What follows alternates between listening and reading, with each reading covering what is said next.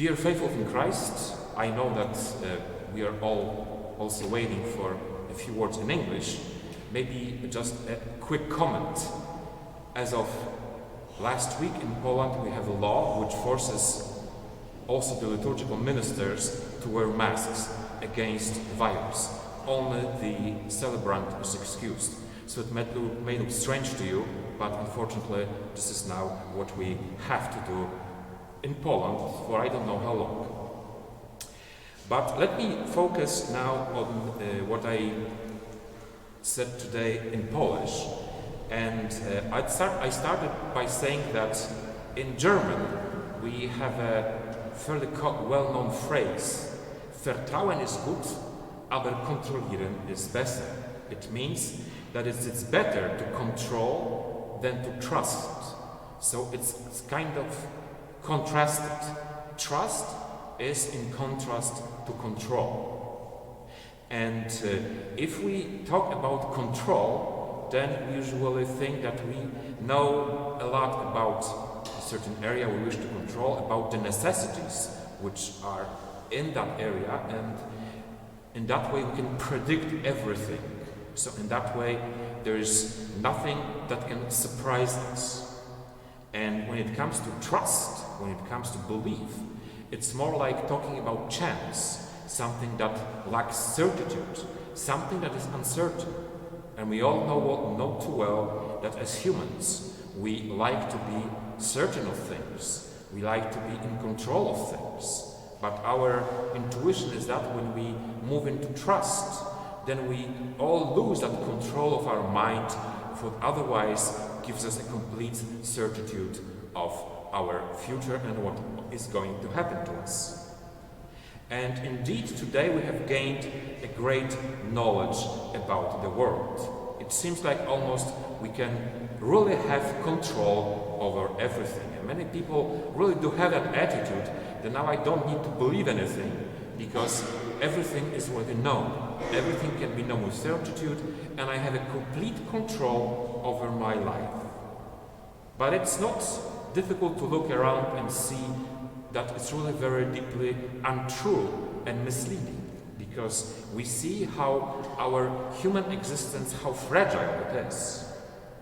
Let me mention just the natural cataclysms of tsunami, or for instance, what is happening to us today, the epidemic of coronavirus. It seems that everyone's telling us it's getting under our control, but it seems like still there is a lot more question marks than answers to the problem. And if we don't really have control, we feel anxiety, we feel fear. And let me briefly mention a thinker, philosopher and scientist whom I admired very much. This is Albert Einstein. And I would like to make 2 points about him. First of all, Einstein, although he was a great scientist, he discovered a great theory, but nonetheless he was always very aware that his discovery unveils only a very, very little part of the mysteries of nature. So there is actually infinitely more yet to be discovered than just what we know in one equation and theory. And then Einstein adds another thing. He says that God is sophisticated, but he is not malicious. And if you are from the United States and you're listening to us, you're probably most invited to visit Princeton University, and this is exactly what it says on the fireplace in one of the rooms when Einstein worked at Princeton.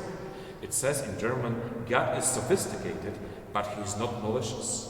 So it means that there's a huge area of reality which, although it is not accessible at this time to our knowledge, but nonetheless it's something that is perfectly rational, something that perfectly makes sense. So by believing, we may be affirming of reality which is not chaotic, which is not nonsense, but our belief can be directed into something which is fully rational. Not only fully rational, but that rationality exceeds greatly that rationality which is accessible to our minds. And let me just mention briefly a medieval thinker, St. Anselm of Canterbury, and he coined out a very famous statement, Credo ut intelligam, which means I believe so that I may understand, which we could say, I believe so that I may have control. It's not like we contrast control with trust, but we say it otherwise. We say that we have to believe in order to have control. And this is just because we believe that the rest of reality, which is beyond us, is perfectly rational, perfectly makes sense. And that's why it's so important in our life to understand that if we believe in God, then we gain a full control of our life. It's not that trust is in contrast to control, but we need to trust in God, and only by trusting in God we can gain a full control of our life. And this is why it's so important for today, as we are entering the so-called Low Sunday, which means that after the octave of Easter, everything is coming back to normal. And it's also a very daily thing that we have to trust in God so that we may have a control, we may have a dominion of our life truly from the divine perspective.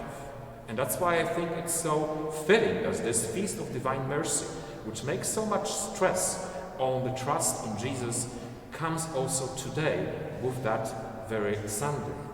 Because as you well know, on the famous picture of the Divine Mercy, it says, Jesus, I trust in you.